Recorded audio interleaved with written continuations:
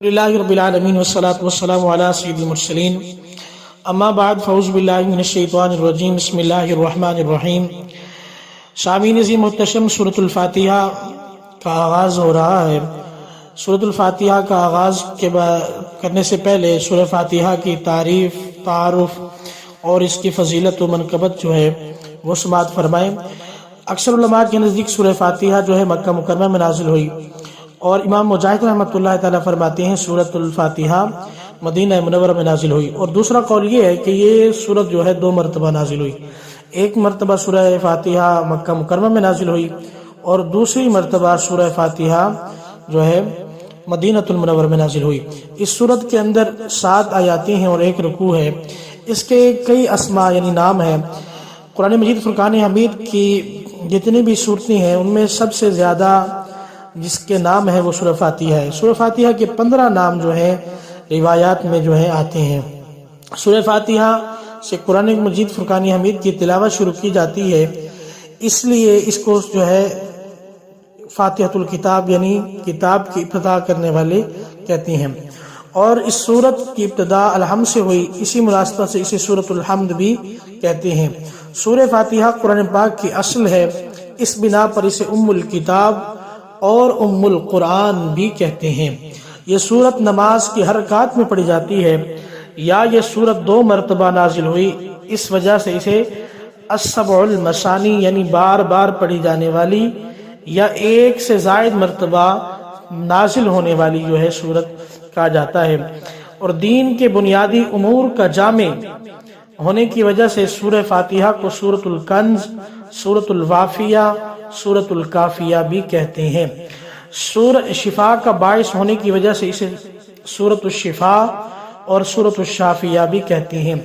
اور دعا پر مشتمل ہونے کی وجہ سے اسے سورۃ الدعاء، تعلیم المسئلہ اور سورۃ السؤال، سورۃ المناجات، سورۃ التفویض بھی کہا جاتا ہے۔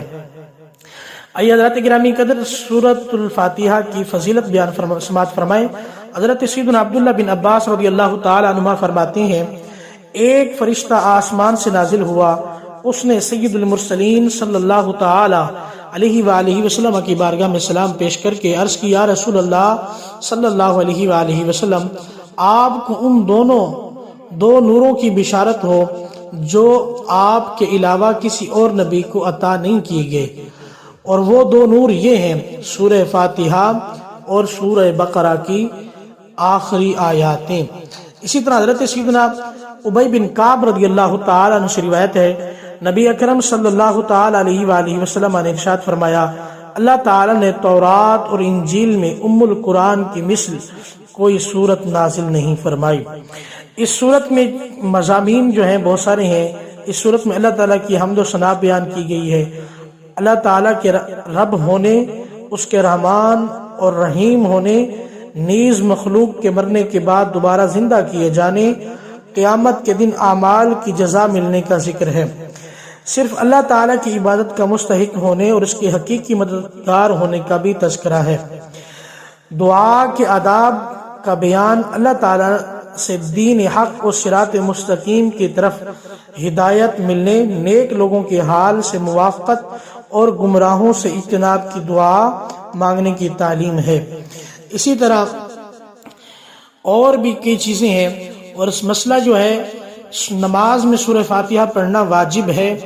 امام اور تنہا نماز پڑھنے والا اپنی زبان سے سورہ فاتحہ پڑھے، جبکہ مقتدی امام کے پیچھے خاموش رہے، اور جہری نماز میں اس کی قرات بھی سنے گا، اس کا یہی عمل پڑھنے کا حکم میں ہے۔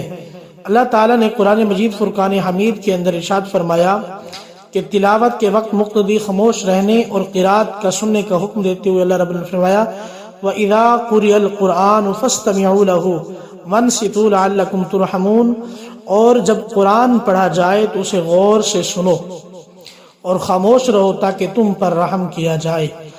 حضرت سیدنا ابو موسیٰ اشعری رضی اللہ تعالی عنہ سے روایت ہے، نبی اکرم صلی اللہ تعالی علیہ وآلہ وسلم نے ارشاد فرمایا، جب امام قرات کرے تو خاموش رہو۔ بسم اللہ الرحمن الرحیم، اللہ کے نام سے شروع جو نہایت مہربان رحمت والا۔ اللہ رب العالمین سے دعا اللہ پاک ہم سب کو علم و عمل کی توفیق عطا فرمائے۔